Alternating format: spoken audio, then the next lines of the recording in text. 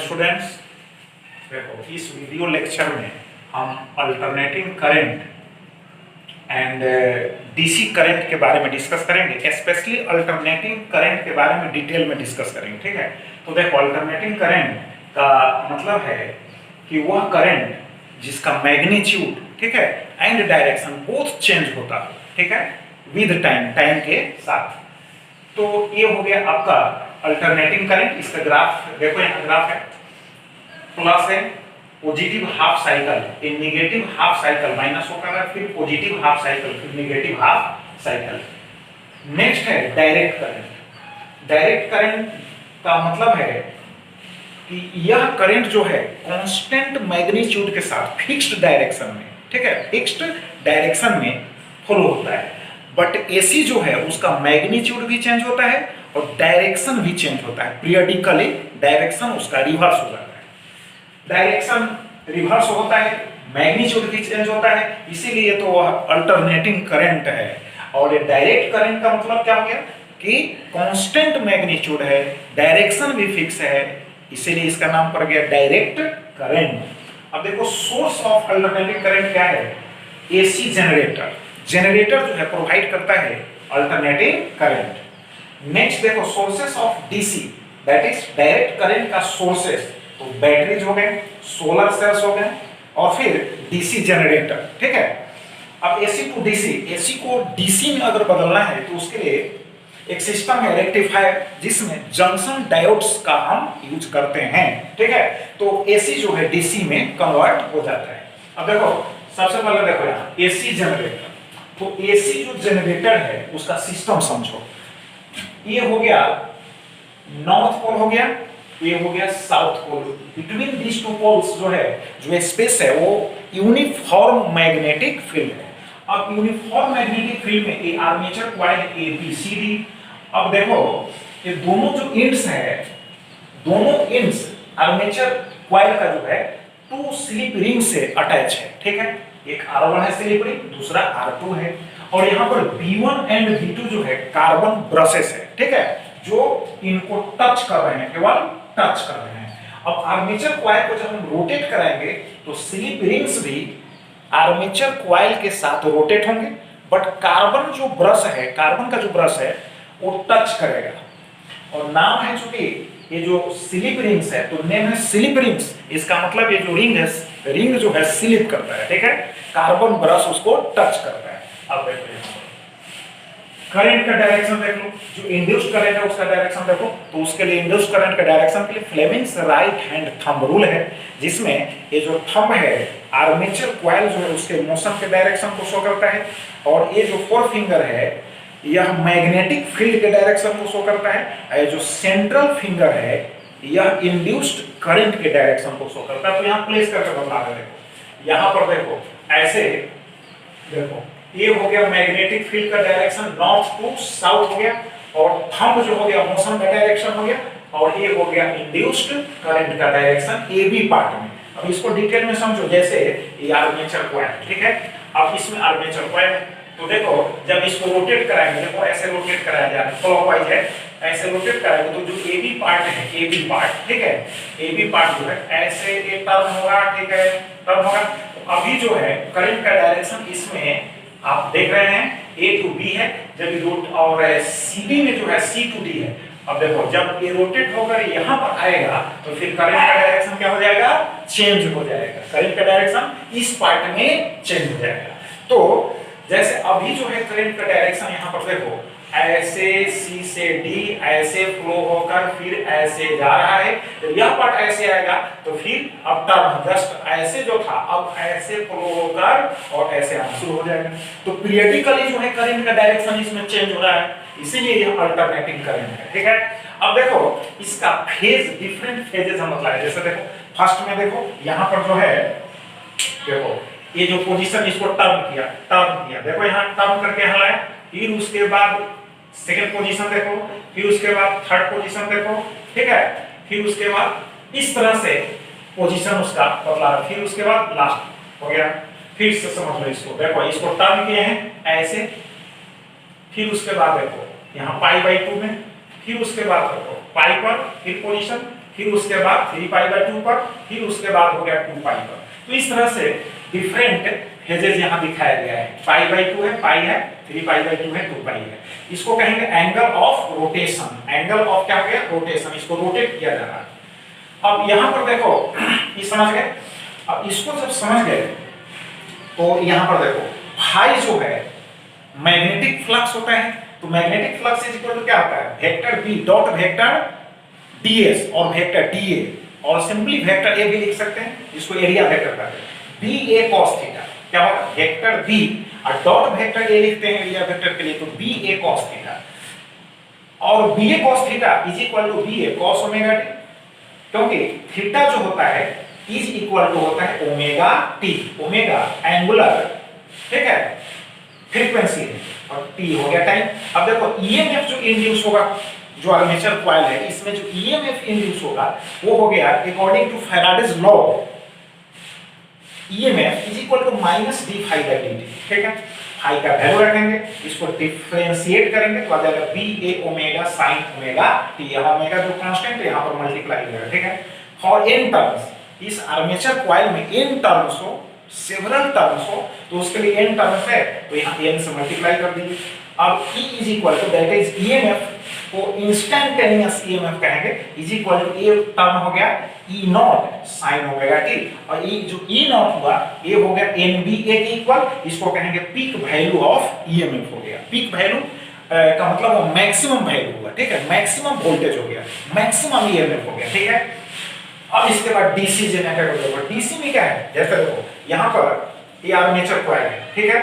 अब first phase में देखो यहाँ पर क्या है, इसमें AC में 2 स्लिप रिंग्स हैं सेपरेट। इसमें जो है स्लिप रिंग्स नहीं कहो, स्प्लिट रिंग कहो। स्प्लिट रिंग का मतलब हाफ हो गया, देखो हाफ हो गया। अभी कार्बन ब्रश यहाँ है, एक कार्बन ब्रश यहाँ है, तो देखो DC है, ये लोड रेजिस्टेंस हो गया। तो देखो यहाँ पर ऐसे करंट फ्लो होकर ऐसे करंट फ्लो हो रहा है, ठीक है, ऐसे।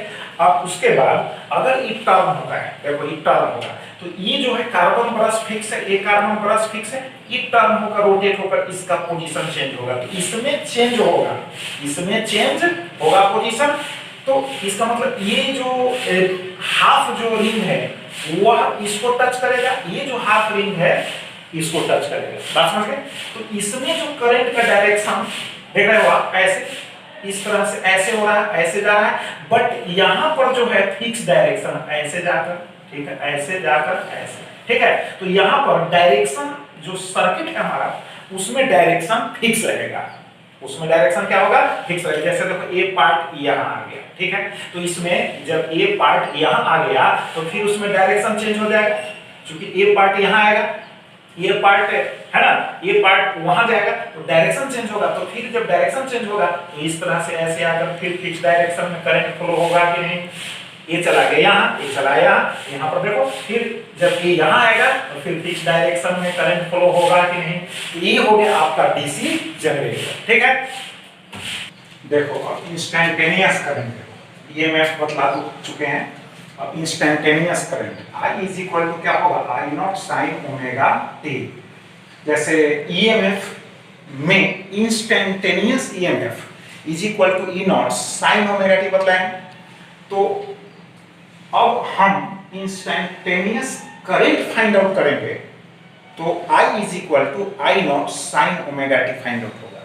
तो इसमें I नॉट I, ठीक है, तो इन दोनों में इंस्टेंटेनियस करंट कौन सा होगा? तो LHS में यहाँ जो I है ये हुआ instantaneous current, that is current eight particular instant हो गया of time. I not maximum current हुआ, पीक वैल्यू ऑफ करंट इसको कहेंगे, दैट इज मैक्सिमम करंट हो गया, पीक वैल्यू ऑफ करंट। अब देखो एवरेज करंट, तो एवरेज करंट को ऐसे भी लिख सकते हैं, ऐसे भी लिख सकते हैं, इज इक्वल टू 2/पाई I नॉट है। देखो एवरेज करंट का फॉर्मूला है अल्टरनेटिंग करंट में, दैट इज AC करंट में एवरेज करंट का फॉर्मूला 2/पाई I नॉट होगा। ठीक है, और इसको जब सोल्व करेंगे तो हो जाएगा 0.637 I नॉट। क्लियर? अब इसको याद करना होगा। अब देखो नेक्स्ट है IRMS, that is root mean square current. इसका फुल फॉर्म है root mean square current. Root mean square current is equal to क्या होगा, I naught by root two. अब यहाँ 1 बाई रूट टू को सोल्व किया 0.707 आई नॉट हो गया।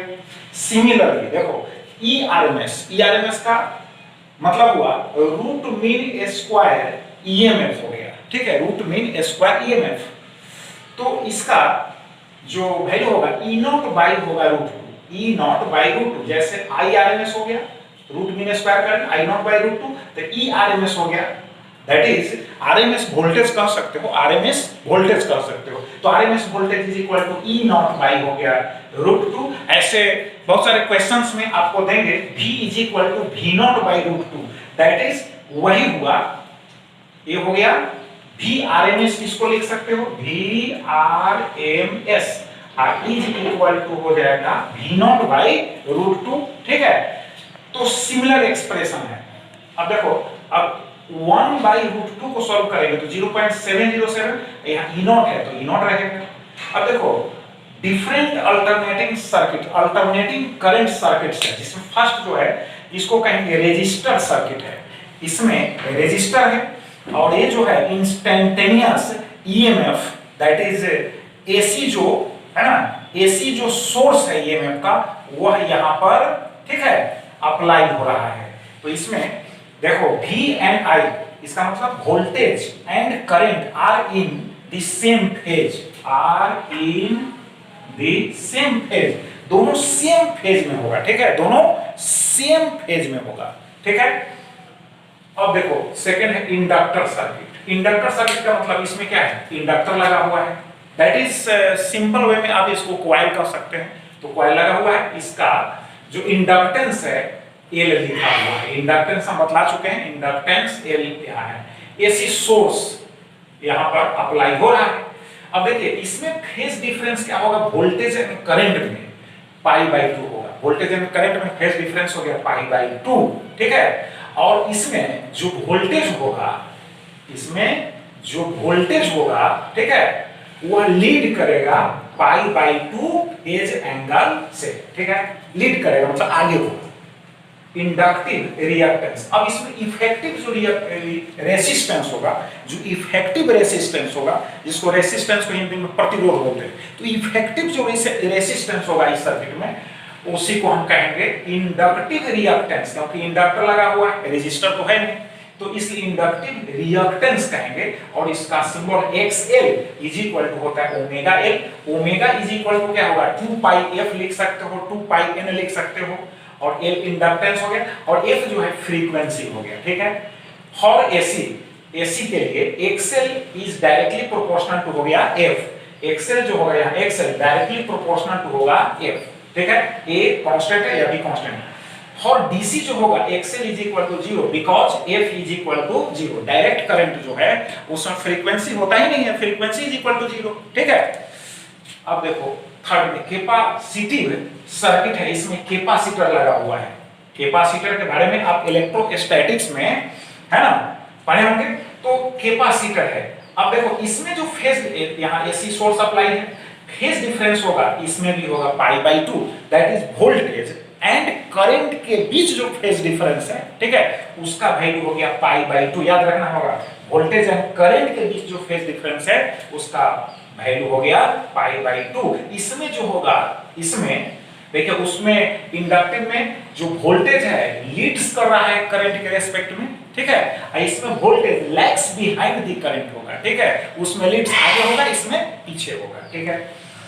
अब देखो कैपेसिटिव रिएक्टेंस, फिर इफेक्टिव रेसिस्टेंस जो होगा, जो प्रभावित प्रतिरोध होगा, effective resistance X is equal to 1 by omega C is equal to 1 by 2 pi F, omega is equal to 2 pi F, यहाँ C है। अब देखो फॉर AC क्या होगा, XC is directly proportional to 1 by F हो गया, 1 by F हो गया। फॉर DC क्या होगा, XC is equal to infinity, क्योंकि F इज इक्वल टू होगा 0, ठीक है, DC में फ्रीक्वेंसी होता ही नहीं, तो फ्रीक्वेंसी इज इक्वल टू 0, तो XC इज इक्वल टू हो जाएगा इंफिनिटी होगा। इसका मतलब समझे, यह AC को तो अलाउ करेगा लेकिन DC करंट को अलाउ नहीं करेगा, क्योंकि कैपेसिटर ऑफर कर रहा है इनफाइनाइट जो है इफेक्टिव जो है रेसिस्टेंस। अब समझे, नेक्स्ट देखो LR सर्किट है। एलआर सर्किट में क्या है, एक इंडक्टर लगा हुआ है, इंडक्टर सिंपल वे में कॉइल, और नेक्स्ट जो है आपका एक रेजिस्टर लगा हुआ है। इसका जो दोनों एंड्स है, इसके बिटवीन जो पोटेंशियल डिफरेंस हो गया VL हो गया, इसके अक्रॉस जो पोटेंशियल डिफरेंस हो गया VR हो गया। Source of alternating EMF apply है। अब देखो इसमें जो इफेक्टिव रेजिस्टेंस होगा, टोटल जो रेजिस्टेंस इफेक्टिव जो होगा वो हो जाएगा इंपीडेंस कहलाएगा। इसमें क्या कहलाएगा, इफेक्टिव रेजिस्टेंस, जो प्रभावी प्रतिरोध है, ठीक है, तो वह जो होगा इंपीडेंस कहलाएगा और उसको Z से लिखेंगे, ठीक है। और Z इज इक्वल टू होगा √R² प्लस क्या हो जाएगा XL² होगा, ठीक है। और यहाँ पर एक्सेल का वैल्यू बता चुके हैं। अब देखो इसमें जो करंट होगा, फाइनल जो करंट होगा इंस्टेंटेनियस, वो होगा I0 sin ω-t-5, और वेयर फाई जो है फेज डिफरेंस है। फाई क्या है, फेज डिफरेंस है वोल्टेज एंड करंट। देखो टू फैक्टर्स आपको याद रखना होगा, ठीक है, voltage and current, two factors है मेन, वोल्टेज एंड करंट, बस इसको याद रखिए। फेज डिफरेंस हो गया, जब भी फेज डिफरेंस होगा तो किनके बीच होगा, वोल्टेज एंड करंट के बीच होगा, तो वोल्टेज एंड करंट हो गया। अब देखो CR सर्किट, इसमें कैपेसिटर है और रेजिस्टर है, तो इसका हो जाएगा पोटेंशियल डिफरेंस VC हो जाएगा, और इसका हो जाएगा VR हो जाएगा। इसका पोटेंशियल डिफरेंस VC, रेजिस्टर का हो जाएगा VR। इसमें भी इफेक्टिव जो रेजिस्टेंस है, जो प्रभावी प्रतिरोध है, उसको हम इंपीडेंस कहते हैं और Z से डिनोट करते हैं। Z is equal to √R² plus XC², XC को बदला चुके हैं। इसका फाइनल जो इंस्टेंटेनियस करंट होगा वो हो I0 sin ω-t-5। यहाँ देखो फाई जो है फेज डिफरेंस है, तो फिर कहोगे फेज डिफरेंस इनके बीच हुआ, वोल्टेज एंड करंट के बीच हुआ, ठीक है। अब देखो LCR सर्किट, अब LCR सर्किट क्या है, LCR सर्किट है। तो LCR सर्किट में देखो इंडक्टर भी है, कैपेसिटर भी है, रेजिस्टर भी लगा हुआ है। तो इसमें जो इफेक्टिव है, जो रेजिस्टेंस होगा, वह भी इंपीडेंस ही कहलाएगा, और Z से इंडिकेट होगा, Z इज इक्वल टू √ हो जाएगा R² plus XL minus XC का होल स्क्वायर होगा, ठीक है। स्पेशल केसेस जो है, स्पेशल केसेस हम देखेंगे। तो स्पेशल केसेस में देखिए नंबर 1, ठीक है, if XL is greater than XC, जब XL जो है XC से ग्रेटर होगा, बड़ा होगा, उस केस में tan phi is equal to होगा XL माइनस XC अपॉन होगा R। XL क्या है बतला चुके हैं।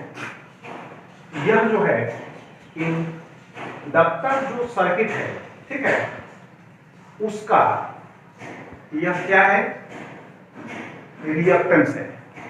फिर XC क्या है, जो कैपेसिटर सर्किट है उसका जो है रिएक्टेंस है, ठीक है। अब इसका जो नेचर है इक्विवेलेंट टू रेजिस्टेंस, जो अपोज करता है करंट के फ्लो में, ठीक है। तो इस केस में tan phi equal to XL minus होगा XC अपॉन R, और cos phi is equal to होगा R बाई Z होगा, ठीक है। cos phi is equal to R by Z। यहाँ फिगर बना हुआ है, देखो यहाँ हो गया R, ये हो गया XL माइनस XC, और यह हो गया Z, ठीक है। यहाँ पर जो फाई है, फाई को हम बतला चुके हैं। फाई का मतलब हुआ phase difference between voltage and current. आपको याद रखना होगा फाई में से यहाँ क्या होगा, phase difference between voltage and current. अब देखो करंट का यहाँ पर जो एक्सप्रेशन होगा I is equal to I0 sin ω-t-5 होगा। यहाँ I इंस्टेंटेनियस करंट हुआ, I0 मैक्सिमम करंट हुआ, that is peak value of current, ठीक है। ओमेगा आप जानते हैं एंगुलर फ्रीक्वेंसी है। नंबर 2 देखो XL is less than XC, जब XL का वैल्यू XC से लेस होगा उस केस में यहाँ XC minus XL, tan phi is equal to XC minus XL upon होगा R, और cos phi जो होगा वह R बाई Z यहाँ दिया हुआ है, R है यहाँ बेस, और ये हो गया साइड Z, क्लियर। अब इस केस में instantaneous current I is equal to क्या होगा, I0 होगा sin ω-t+5 होगा, इसमें +5 होगा, ठीक है। फर्स्ट केस में क्या हो गया यहाँ पे -5 होगा, सेकंड केस में क्या होगा +5 होगा। अब यहाँ पर देखिए third case XL is equal to XC, और VL is equal to VC। VL means voltage जो हुआ अक्रॉस जो हुआ inductor is equal to voltage across हुआ कैपेसिटर इक्वल हो गया। तो इस केस में जो पीक वैल्यू ऑफ करंट होगा वह होगा E naught by Z. Z क्या है? इंपीडेंस है, ठीक है। जेड क्या है? इंपीडेंस है, दैट इज इफेक्टिव। और आप कह सकते हैं कि रिजल्टेंट जो है रेसिस्टेंस हुआ। और I naught by root two, देखो अब यहाँ I नॉट जो है is equal to E naught by Z है। हमने क्या किया? रूट टू से डिवाइड किया बोथ साइड्स, तो I naught by root two is equal to E naught by root two Z हो गया। अब I naught by root two यह हो गया I RMS, that is RMS current हो गया। और यहाँ पर देखो E naught by root two E RMS, that is RMS EMF हो गया, RMS वोल्टेज हो गया, अब बाई हो गया Z, ठीक है। Z is equal to under R square plus XL minus XC का होल स्क्वायर हो गया। अब यहाँ Z is equal to R, मैंने लिखा Z is equal to R। तो Z is equal to R इसलिए लिखा क्योंकि यहाँ पर XL जो है XC के इक्वल होगा। जब XL XC के इक्वल होगा तो यह वैल्यू 0 के इक्विवेलेंट हो जाएगा। जब यह 0 के इक्वल हो गया तो यहाँ अंडर रूट R स्क्वायर, इसका स्क्वायर रूट हो जाएगा R, तो Z इज इक्वल टू हो गया R। तो इसलिए यहाँ पर Z के प्लेस पर यहाँ लिख दिए R। तो E RMS जो हुआ, जो RMS वोल्टेज हुआ, ठीक है। अब बाई जो यहाँ इंपीडेंस था तो अब इंपीडेंस हो गया रेसिस्टेंस के इक्वल हो गया, ठीक है। तो ये हो गया LCR जो सर्किट है उसमें स्पेशल केसेस हो गया। अब फिर फास्ट में समझ लो, अब XL XC से बड़ा है, ठीक है। तो इसका मतलब है कि यह जो केस है इंडक्टिव, ठीक है, इंडक्टिव सर्किट के फॉर्म में आ गया, ठीक है। दैट इज जो इंडक्टर सर्किट हम बताए थे उसके फॉर्म में आ गया। और यह जो है कैपेसिटर सर्किट के फॉर्म में आ गया क्योंकि यहाँ XC ग्रेटर है, ठीक है, XL से, दैट इज XL जो है इज लेस देन हुआ XC से, ठीक है। तो यहाँ पर ये जो फॉर्म हो गया कैपेसिटर सर्किट के इक्विवेलेंट हो गया, यह जो फॉर्म हो गया इंडक्टर सर्किट के इक्विवेलेंट हो गया, और यह जो केस हो गया प्योर जो रेजिस्टर सर्किट है उसके इक्विवेलेंट हो गया क्योंकि यहाँ Z इज इक्वल टू हो गया R, ठीक है। अब देखो नेक्स्ट रिजोनेंस। रिजोनेंस जो है फेनोमेनन है। तो ये फेनोमेनन कब शो होता है? जब XL जो है XC के इक्वल होता है।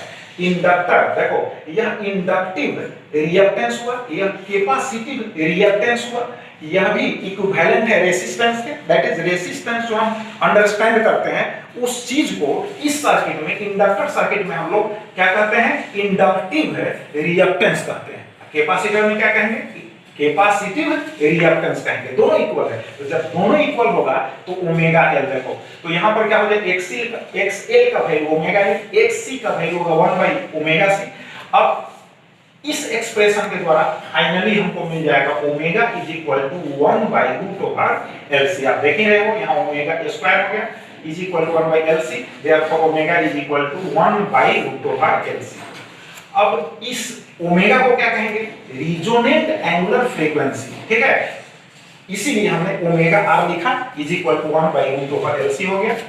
और रिजोनेंट फ्रीक्वेंसी जब लिखेंगे तो FR हो जाएगा क्योंकि omega is equal to 2 pi f होता है, ठीक है। f फ्रीक्वेंसी है 2 पाई f, तो 2 पाई यहां चला गया, तो FR is equal to 1 by 2 pi into हो गया 1 by रूट ओवर LC। अब रिजोनेंस को आप समझो, रिजोनेंस एक फेनोमेनन है।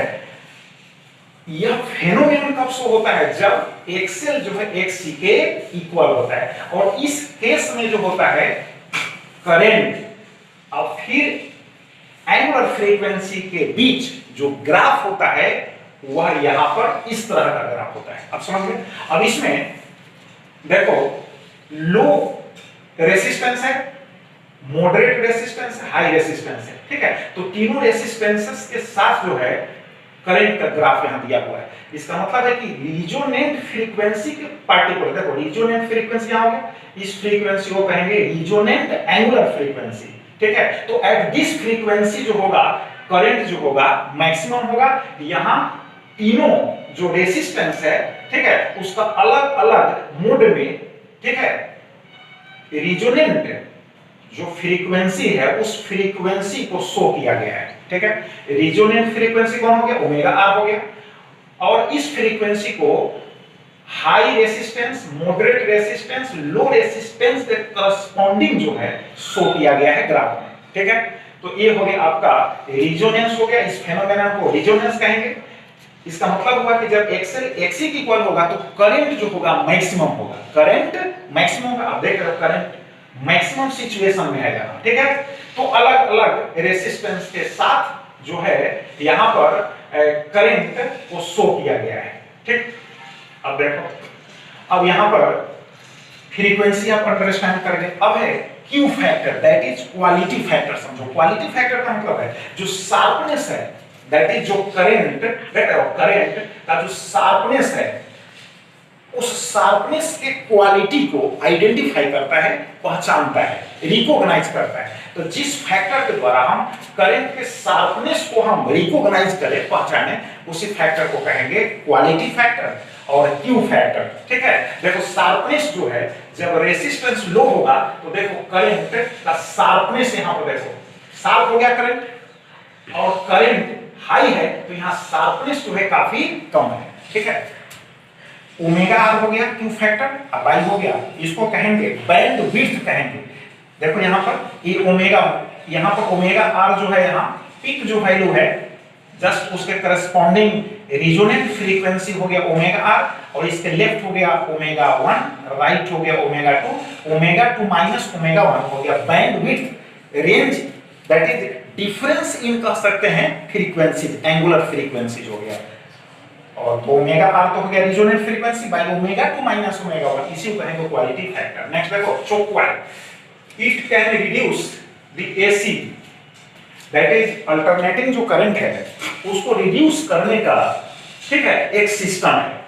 तो जिस क्वाइल का यूज करके हम एसी के स्ट्रेंथ को रिड्यूस कर सकते हैं without much power loss, that is power loss negligible हो, ठीक है, और करंट का जो स्ट्रेंथ है उसको कम भी हम कर ले तो उसके लिए जो क्वाइल यूज होगा उसी का नाम है चोक क्वाइल। अब देखो वाटलेस करंट क्या है, वाटलेस करंट यहाँ पर हम दिखाए हैं। देखो ये हो गया ERMS, that is RMS voltage हो गया, यहाँ हो गया IRMS, दैट इज हो गया RMS करंट हो गया, दोनों के बीच फेज डिफरेंस यहाँ हाई हो गया। अब इस RMS करंट को रिजोल्व कर दिए तो एक कंपोनेंट हो गया IRMS cos phi हो गया, यहाँ हो गया IRMS sin phi हो गया। तो जिस कंपोनेंट के कारण, ठीक है, जिस कंपोनेंट के कारण power loss zero, power loss zero हो, इसका मतलब पावर लॉस नहीं हो, उस करंट के कंपोनेंट को कहेंगे वाटलेस करंट। जैसे पावर एसी में अल्टरनेटिंग करंट जो सिस्टम है इसमें एवरेज पावर होगा ERMS into IRMS cos phi। अब cos phi जो है ये पावर फैक्टर हो गया, इसका मतलब है कि एवरेज पावर इस cos phi पर डिपेंड करता है, ठीक है। तो यहाँ पर देखो ये 90 डिग्री हो गया, ठीक है, ये क्या हो गया 90 डिग्री हो गया, अब यहाँ 90 डिग्री हो गया। तो इस कंपोनेंट के कारण जब यहाँ पर हम पुट करेंगे तो cos 90 डिग्री का वैल्यू हो जाएगा 0, तो एवरेज पावर जो होगा वो हो जाएगा 0, ठीक है। अब यहाँ देखो पावर ऑफ एन एसी में पावर डिफरेंट सर्किट में बदला है। एवरेज पावर का फॉर्मूला हम बता चुके, एवरेज पावर हो गया, cos phi को पावर फैक्टर करते हैं। अब देखो यहाँ पर एवरेज पावर जो ERMS का स्क्वायर है, जो RMS वोल्टेज है उसका स्क्वायर, अब बाई होता है रेजिस्टेंस, ठीक है। ये R सर्किट के लिए पावर, दैट इज जो रेजिस्टर सर्किट है उसमें पावर डिसिपेशन होगा ड्यू टू रेजिस्टेंस होगा।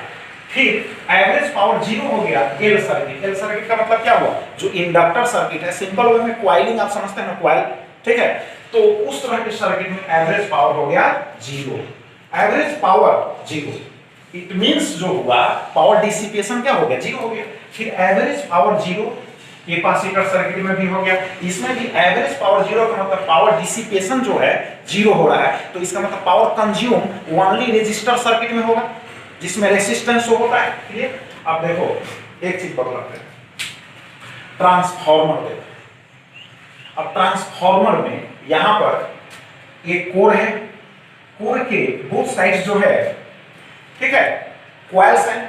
तो इस कॉइल को हम प्राइमरी और उस कॉइल को कहेंगे सेकेंडरी। प्राइमरी जो कॉइल है एसी सोर्स से ठीक है, कनेक्टेड है, और जो सेकेंडरी कॉइल है वह एक्सटर्नल सर्किट से कनेक्टेड होगा। ठीक है, अब इसमें नंबर ऑफ टर्न्स को हम इंडिकेट किए हैं। इसमें नंबर ऑफ जो टर्न्स होगा Np, इसमें जो नंबर ऑफ टर्न्स होगा Ns, इसमें जो एसी करंट उपलब्ध होगा वो हो जाएगा Ip, इसमें जो इंड्यूस्ड होगा, ठीक है, उसको हम Is से इंडिकेट करेंगे। ठीक है, इसमें जो EMF होगा वो हो गया EP, और उसमें जो इंड्यूस्ड EMF होगा वो हो जाएगा ES। क्लियर? तो देखो एक फॉर्मूला याद रखो, ES by EP is equal to NS by NP is equal to IP by IS। इसको याद रखिएगा, मेन फॉर्मूला है। अब देखो पहले स्टेप ऑफ ट्रांसफॉर्मर समझो, ये टू टाइप्स हो गए। स्टेप ऑफ ट्रांसफॉर्मर में क्या है कि ES is greater than EP, यानी जो होगा सेकेंडरी जो इसका कॉइल है इसका EMF बड़ा होगा, वोल्टेज क्या होगा, बड़ा होगा। ठीक है, इसके रेस्पेक्ट में जो सोर्स है, and N2 is greater than N1। देखो जब ये बड़ा होगा ऑलरेडी इससे, तो यह भी बड़ा होगा इससे, तो इसमें नंबर ऑफ जो टर्न्स होगा सेकेंडरी में प्राइमरी के रेस्पेक्ट में ज्यादा होगा स्टेप ऑफ ट्रांसफॉर्मर में। ठीक है, और IP जो देखो अब यहाँ IS नीचे हो गया, इसका मतलब करंट जो होगा, बात समझ आ रही है, यहाँ पर करंट जो होगा रिड्यूस हो जाएगा, करंट कम है। और जस्ट इसका उल्टा स्टेप डाउन में देखो ES जो होगा, ES यहाँ वोल्टेज इसके रेस्पेक्ट में कम गया। ठीक है, वोल्टेज कम गया, नंबर ऑफ टर्न्स भी कम गया, और करंट जो होगा इंक्रीज कर जाएगा। तो स्टेप अप जो ट्रांसफार्मर है उसका यूज करते हैं वोल्टेज को इंक्रीज करने में। लो इनपुट वोल्टेज है उसको हाई आउटपुट वोल्टेज में कन्वर्ट करते हैं। स्टेप डाउन जो ट्रांसफार्मर है उसको क्या करते हैं, हाई इनपुट वोल्टेज है तो उसको लो इनपुट वोल्टेज में कन्वर्ट करते हैं। बात समझे? अब जैसे इफिशियंसी समझो, तो इफिशियंसी जो is equal to output power by input power into 100%।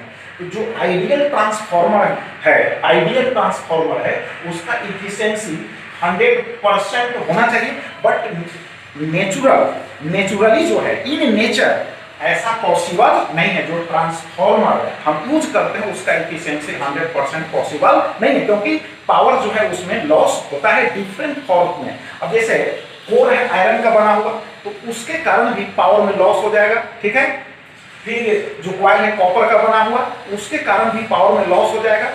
फिर उसके अलावा हिस्टैरिसीस लॉस होता है। ठीक है, ईडी करंट इसमें फॉर्म होगा, ईडी करंट लॉस हो जाएगा, तो डिफरेंट फॉर्म में पावर में लॉस होता है। इसके 100% हम कहें कि आइडियल ट्रांसफार्मर जो पॉसिबल है तो वह पॉसिबल नहीं। अब समझो, इसके बाद समझाते हैं। देखो मेन प्रिंसिपल समझो, जो एसी जनरेटर है, तो जनरेटर में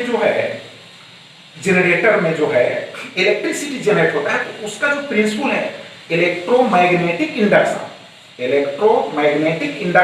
इसका मतलब उसमें आर्मेचर कॉइल को रोटेट किया जाता है। ठीक है, आर्मेचर कॉइल को टरबाइन के द्वारा रोटेट कराया जाता है। जब उसको रोटेट कराया जाएगा तो मैग्नेटिक फ्लक्स चेंज होगा। Due to change in magnetic flux उसमें करंट इंड्यूस्ड होगा और ईएमएफ इंड्यूस्ड होगा। क्लियर? और ट्रांसफार्मर में म्यूचुअल इंडक्शन होता है। देखो सोर्स से जुड़ा हुआ प्राइमरी और सेकेंडरी तो डायरेक्टली सोर्स से जुड़ा हुआ नहीं है, तो म्यूचुअल इंडक्शन के द्वारा इसमें करंट इंड्यूस्ड करंट प्रोड्यूस होगा, इंड्यूस्ड ईएमएफ प्रोड्यूस होगा। अब देखो इंडिया में जो है एसी का जो फ्रीक्वेंसी उपलब्ध है 50 हर्ट्ज, याद रखिएगा, क्योंकि जो भी अप्लायंसेस है, जो भी डिवाइसेस हम यूज करते हैं वह 50 हर्ट्ज फ्रीक्वेंसी के लिए ही एप्लीकेबल है। इसलिए 50 हर्ट्ज फ्रीक्वेंसी सप्लाई होता है, जनरेट होता है। ठीक है, एक बात और समझो, जैसे पावर स्टेशन है, पावर स्टेशन जो है जनरेट किया इलेक्ट्रिसिटी, फिर उसके बाद स्टेप ऑफ ट्रांसफार्मर के द्वारा, ठीक है, वोल्टेज को इंक्रीज किया जाता है। वोल्टेज को क्या किया जाता है, इंक्रीज किया। सपोज करो 11,000, ठीक है, वोल्ट प्रोड्यूस हुआ, अब उसको हाई, अब सपोज करो 33,000 वोल्ट में कन्वर्ट करना है, क्योंकि उसको